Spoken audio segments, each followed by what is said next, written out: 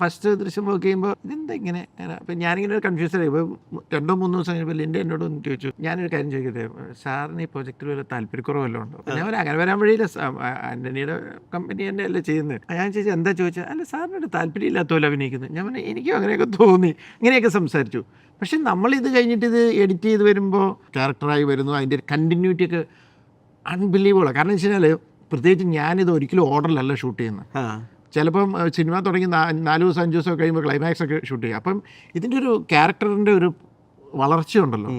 അപ്പം of course നമ്മൾ scene കൊടുക്കുമ്പോൾ എൻ്റെ പ്രീവിയസ് എന്നൊക്കെ സാർ അന്വേഷിക്കും. അപ്പം ഫുൾ മനസ്സിൽ ആ ക്യാരക്ടറിൻ്റെ ഒരു വളർച്ചയും കാര്യങ്ങളും എല്ലാം മനസ്സിൽ ഉണ്ടാവണം. പക്ഷേ അതുപോലെ പ്ലാൻ ചെയ്യുന്ന ഒരാൾ അങ്ങനെയെന്നൊക്കെ ഇതൊന്നും തോന്നത്തില്ല. കാരണം ഷൂട്ടിങ്ങിന് അവിടെ വന്നു കഴിയുമ്പോൾ അവിടെ തമാശ പറഞ്ഞുകൊണ്ടിരിക്കും. ആക്ഷന് തൊട്ട് മുമ്പ് കയറി പെട്ടെന്ന് ആളങ്ങ് മാറും. കട്ട് ചെയ്ത് കഴിയുമ്പോഴത്തേക്കും പെട്ടെന്ന് വീണ്ടും ബാക്ക് ടു ഇതാവും.